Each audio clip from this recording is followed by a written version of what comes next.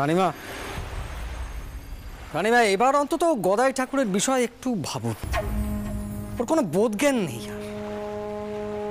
আর আজ যা ঘুরলো তা বিকারের লক্ষণ ছাড়া আর কিছুই নয়। এমন উন্মাদ পুজোরীকে আপনি কিভাবে মায়ের নিত্য পুজো করাবেন? এ বিষয়ে অন্তত একটু দয়া করে একটু চিন্তা করুন। দেখুন রানীমা, ছোট মুখে বড় কথা হয়ে যাচ্ছে, কিন্তু এভাবে তো আর বেশি দিন চলতে পারে না। আমাকে আমাকে ক্ষমা করবেন রানীমা, আমি আসি।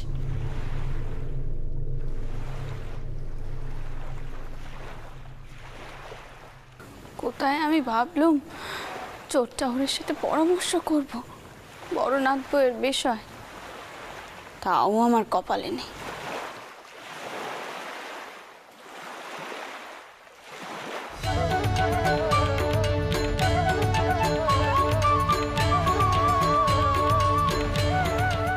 ছোট বচ্চাজি, কি হয়েছে? ভয় ভয় আসছো কেন? ভয় পেয়েছো নাকি? যাক বাবা, বদন ঠাউর গেছে গে। কি পণ্ডিত, কি পণ্ডিত! আর পারি নে বাপু, খালি চেঁচাবে। ও রানীমা, রানীমা গো, তোমার বড় নাথ বউ সে এখন কেমন আছে গা? হ্যাঁ, কাল রাতে মন্দিরের পেছনে জঙ্গলে আমার সঙ্গে তার দেখা হয়েছিল গা। তার মনে ভারী কষ্ট গো।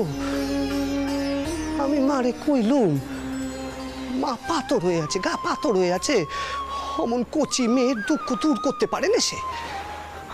কি কইছো কি ছোট বচ্চাজি?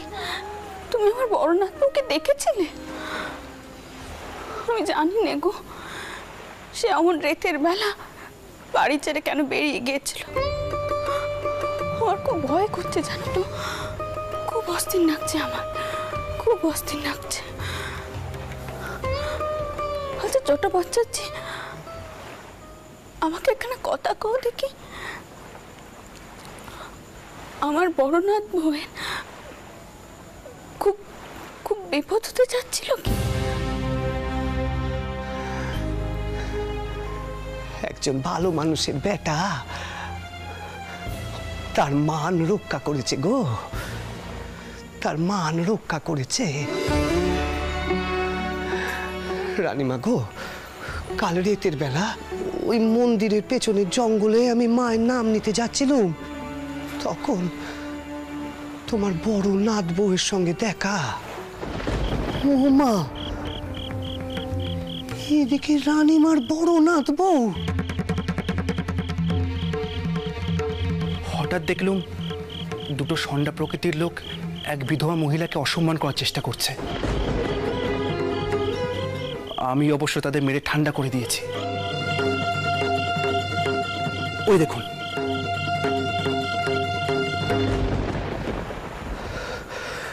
খুব বাঁচা বেঁচে গেছে গো সে, খুব বাঁচা বেঁচে গেছে মা, খুব বাঁচা বেঁচে গেছে।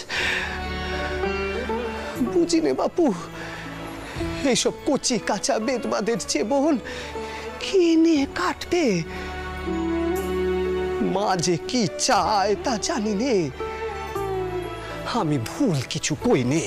ও মন্দিরে যে আছে, ও মন্দিরে যে বসে আছে গো, সে পাষাণ পিতিমে হয়ে আছে গো, পাষাণ পিতিমে হয়ে আছে সে।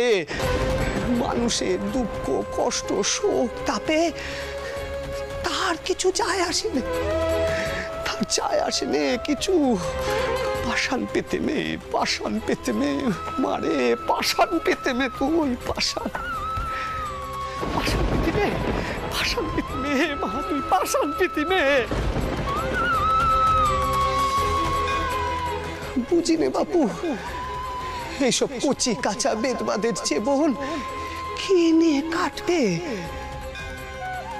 মা যে কি চায় তা জানি নে।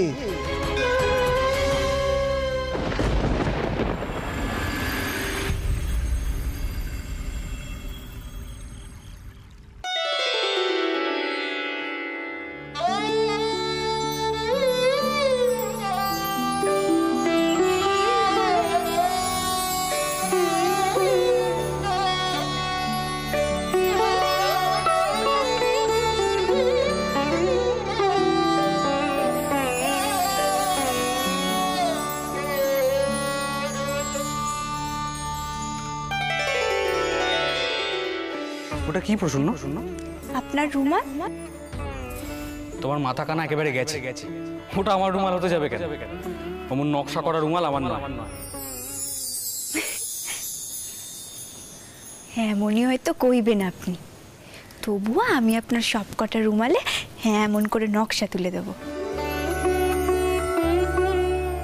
ও মা, আমি আবার ওই দোকানা সুতো কোথায় রেখে এলুম, দেখি তো। হুমা দিদি, এসো এসো দেখি, চলো বসবে।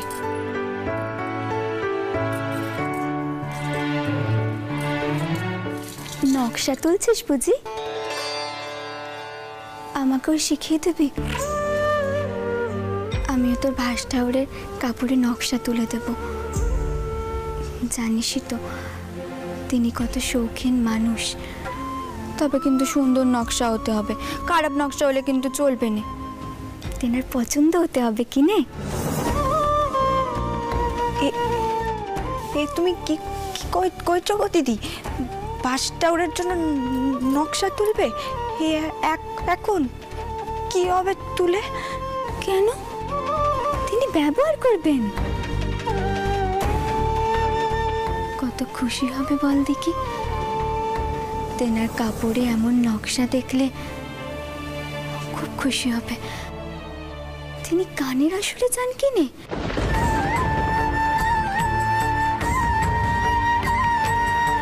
দিদি, কেন এমন করে তুমি জ্বলে পড়ে মরছো কহ দেখিনি? তুমি তো আর বোঝো নে যে বাসুরটা ওরা এমন করে অকালে তোমায় ছেড়ে চলে যাবে। তোমার তো কোনো দোষও ছিল না, তাই না? তুমি এমন করে কষ্ট পেও। শুনলে আমি কি কইলো? পেশন্ন, তোকে একখানা কথা কই শোন। তোর টাউরপো পিড়িয়েছেন, কিন্তু তুই সব কথা কিন্তু আবার কাউকে কইতে যাস না। আমি কালই তো তেনার সঙ্গে গেলুম, তেনার পিছু পিছু জঙ্গলে। কিন্তু হঠাৎ করে কোথায় হারিয়ে গেলেন, তেনাকে আর খুঁজে পেলুম না। তবে আমি জানি সেদিন তিনি চলে গেলেও তিনি আবার ঠিক ফিরে আসবেন, ঠিক ফিরে আসবেন তিনি। জানিস পেশন্ন, আমি তেনার পা ধরে ক্ষমা চাইতে গেছিলুম। খালি তো তিনি আমায় কইলেন, কষ্ট পেওনে বড় বউ, কষ্ট পেওনে। তিনি এখন আমার কষ্ট বোঝে, জানিস? তিনি ঠিক ফিরে আসবেন, ঠিক ফিরে আসবেন। কেন নিজেকে অপরাধী ভাবছেন বৌঠান? কি ভাবছেন আপনি?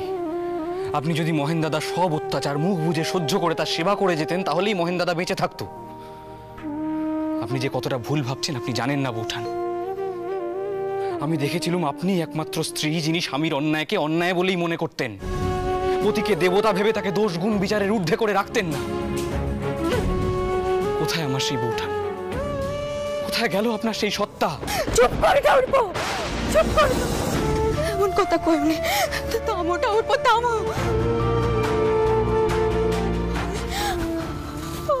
আমি অনেক কষ্ট করে তেনাকে পেরিয়ে এনেছি, টাউটবো। অনেক কষ্ট করে তেনাকে পেরিয়ে এনেছি। তুমি দয়া করে এমন কথা কইও নি, এমন কথা কয়ে তেনার মনে আর কষ্ট দিও নি, টাউটবো। টাউটবো, সব তো আমারই। আমি তো পেছনের মতো তেনার পায়ে নিজেকে সঁপে দিতে পারিনি। আমি তো স্ত্রীর ধর্ম পালন করতে পারিনি। আমি তেনার মুখে মুখে তর্ক করেছি, তেনাকে বাধা দিয়েছি। আমি পাপ করেছি, টাউটবো, আমি পাপ করেছি। তিনি যদি আবার চলে যান, আমি শেষ হয়ে যাবো, টাউটবো। আমি একেবারে শেষ হয়ে যাব।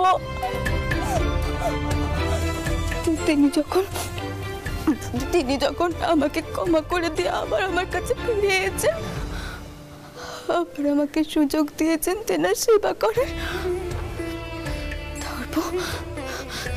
তো দয়া করে তুমি আর এসব কথা করুন, এসব কথা ভেবেছো না। আমি এখন যাই, হ্যাঁ আমাকে লুচি বাজতে হবে, তিনি লুচিগুলোকে গানের আসরে যাবেন। যাই আমি যাই, যাই। এসব কি কই গেল দিদি? এসব কি কই গেল? বাসুটা ওর পিরিয়েছেন মানে কি কই গেল?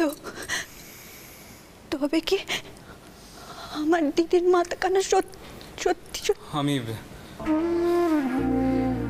আমি তোমায় কি উত্তর দেব আমি জানি না প্রসন্ন।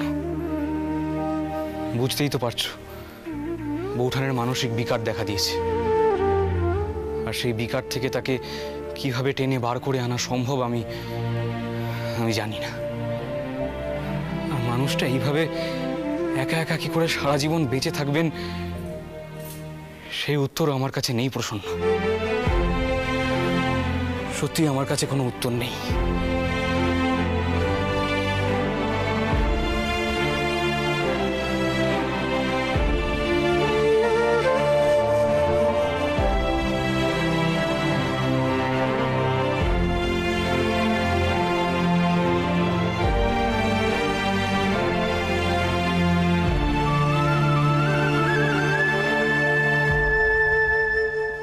আচ্ছা এভাবে ভেঙে পড়লে কি হবে কোন দেখি? আপনি বরং এক কাজ করুন, দিদমাকে গিয়ে কন তো দিদিকে একখানা ভালো বদ্যি দেখাতে। আর আপনি না কইলেন আমাকে বিদ্যাসাগর মশাইকে আনতে যাবেন, তা কখন যাবেন? দেরি হয়ে যাচ্ছে তো, উঠুন।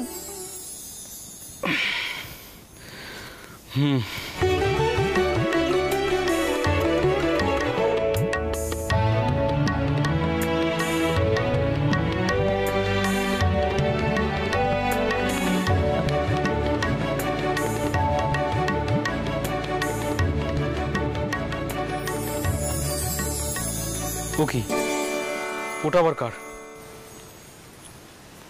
কার আবার? আপনারই তো। আমার? আচ্ছা প্রসন্ন, তোমারও কি মাথার ব্যায়াম হলো? অমন নকশা করা রুমাল আমি কবে ব্যবহার করি? কি আশ্চর্য, আমার রুমালখানাও তুমি চেনো না।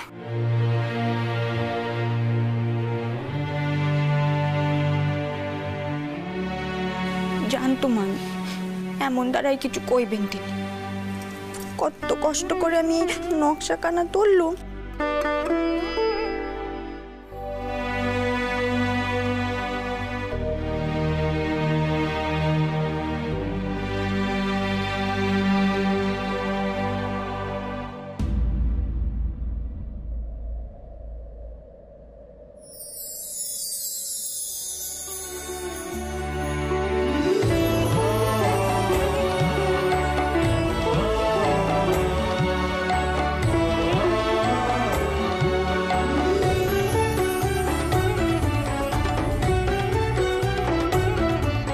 দেখো টাউর, তুমি দেখো আমি যেন এমন করে সারা জীবন তেনার মন জয় করতে পারি। দেখো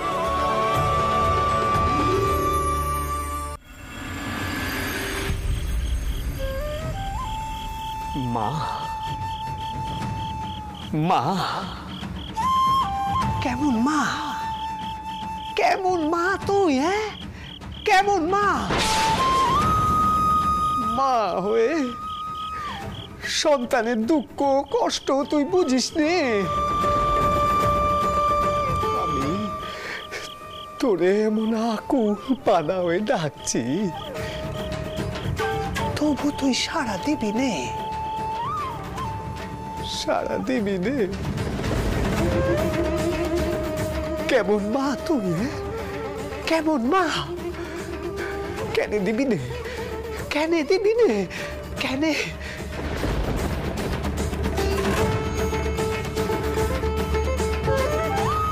এবার দেখছি এই পাষাণ পিতিমে আমারে ভেঙে ফেলতে হবে।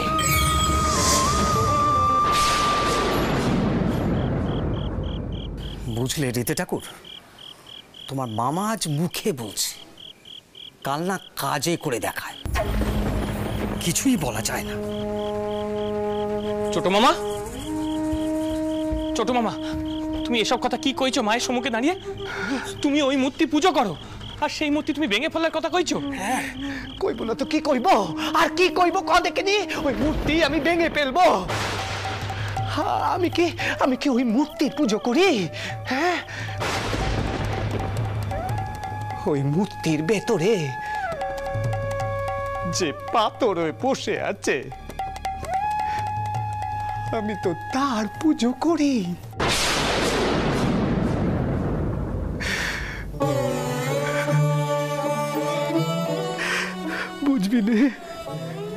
বুঝবি নে রে, সেই বোঝে নে তার সন্তানের জ্বালা যন্ত্রণা দুঃখের কথা, সে বোঝে নে। বুঝবি নে রে, বুঝবি নে। ও কি রে, ও কি করো? হ্যাঁ, ও কি করো? প্রদীপ জ্বালাতে হবে নে রে, প্রদীপ জ্বালাতে হবে নে। নেবা নেবা নেবা, সপ্পি দিম নেবা রে। ছোট মামা, সপ্পি দিম নেবা। কি কইছো কি তুমি? সপ্পি দিম নেবা। ছোট মামা কি করছো? দিম নেবা ছোট রে, মামা, সপ্পি দিম ছোট নেবা মামা, রে। ছোট মামা। ওরে সপ্পি দিম।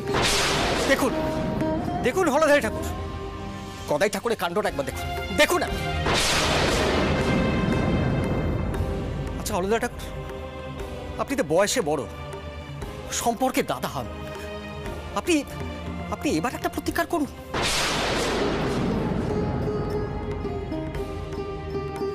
দেখুন আজ সকালে যা ঘটলো, তারপরে গদাই ঠাকুরকে এই মন্দিরের পূজারী রূপে কি করে বহাল লাগবে?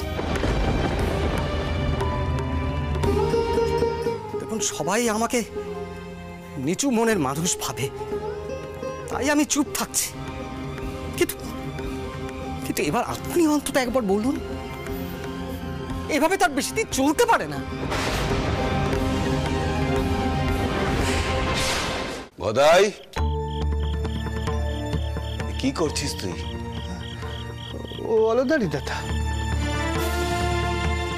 হলধারী দাদা, সপ্পি দিম নিবিয়ে দিলুম গো ইচ্ছে করে। তাতে যদি আধারে মায়ের আশার মন হয়,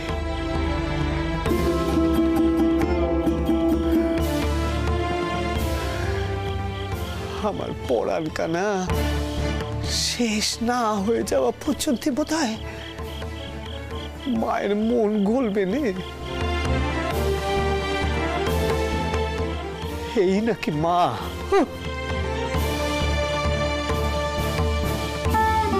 গদাই, তুই আমার একখান কথা বলতো। এই যে তুই সমানে খ্যাপামো করে চলেছিস, মামিমার কথা একটিবারও ভাবছিস না? না, তোর জন্ম থেকে মামিমা এক মুহূর্তের জন্য শান্তি পেলেন না। ছোট কাল থেকে তুই কত রকমের অদ্ভুত অদ্ভুত খ্যাপামো করেছিস। নেকাপড়া করলিনি একটি বন্য। রামকুমার তো তোর জ্বালায় জ্বলে পুড়ে একেবারে শেষই হয়ে গেল। ভেবেছিস একটি বারো মামিমার কথা? মামিমার বড় বেটাটা চলে গেল, আর ছোট বেটাটা তার ইচ্ছে মতন খ্যাপামো করে বেড়াচ্ছে।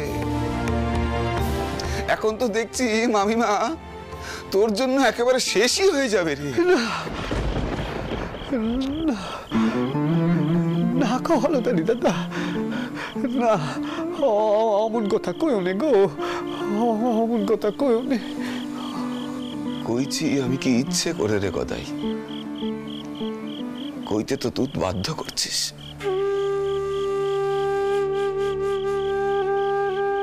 মা, মা, আমার মা,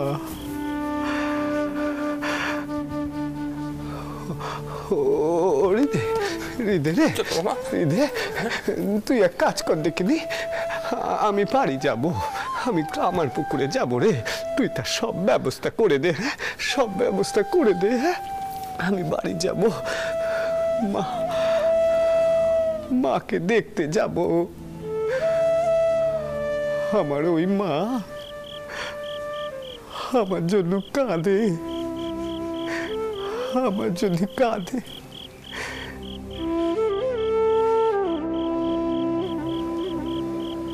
আর এই মা পাষাণ হয়ে বসে আছে।